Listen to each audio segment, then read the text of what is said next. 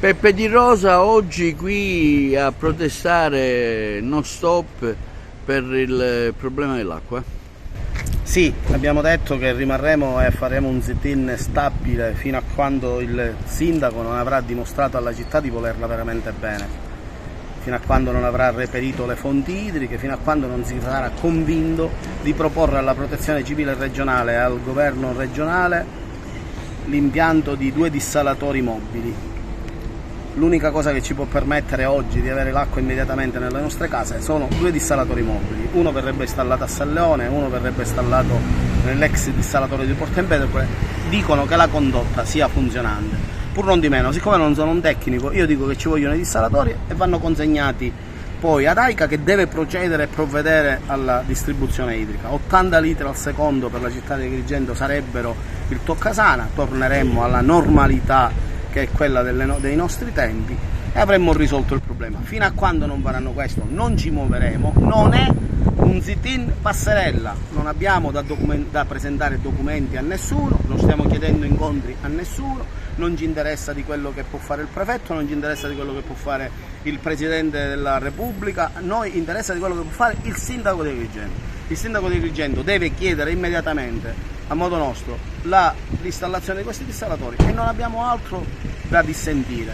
Fino a che non sarà successo questo dormiremo qua, sosteremo qua, ci allontaneremo solo ed esclusivamente, ho detto, per problemi igienici e di pranzo e cena.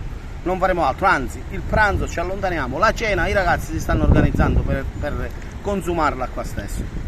Che tipo di riscontro hai avuto in queste ore qui davanti al comune? Non so. Tu sai che io sono uno che non ha peli sulla lingua. Mi aspettavo una rispondenza diversa, mi aspettavo che le associazioni, seppure in discordia tra loro, oggi avrebbero quantomeno partecipato. Arrivano e dicono che sono presenti solo ed esclusivamente a livello personale. Io dirò qualcosa poi alla fine. Oggi voglio ancora stare lì ad aspettare. Non avevamo messo neppure il simbolo del Codacons stamattina presto, l'abbiamo messo alle 11 del mattino, non prima, perché riteniamo che il problema acqua, il problema di carenza idrica colpisca l'intera popolazione. Noi siamo l'associazione consumatori più grossa d'Italia e siamo qua per dimostrare che noi teniamo veramente alla città di Agrigento e ai cittadini agrigentini. Le altre associazioni che hanno organizzato altre manifestazioni e oggi si ritrovano schierate a favore dei sindaci, con documenti a favore dei sindaci, ci sembra che qualcosa forse sia sfuggita ad altri, ma a noi no.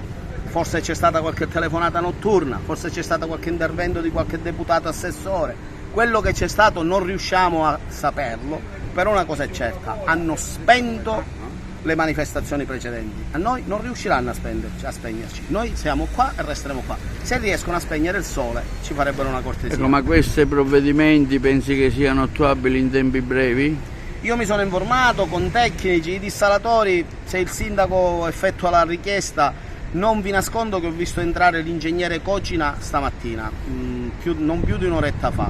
È entrato, è andato dal sindaco e sta avendo un incontro con il sindaco, mi ha detto se ci saremmo forse viste alla sua uscita qua. Ritengo che dalla richiesta all'installazione non più di 6-8 giorni lavorativi. Questo lo dicono le aziende che affittano questi dissalatori. Vi vorrei ricordare a tutti che, essendo in uno stato di emergenza sancito con decreto dell'organo superiore in Italia, cioè dal Consiglio dei Ministri, immediatamente ci sono copertura finanziaria e volere politico.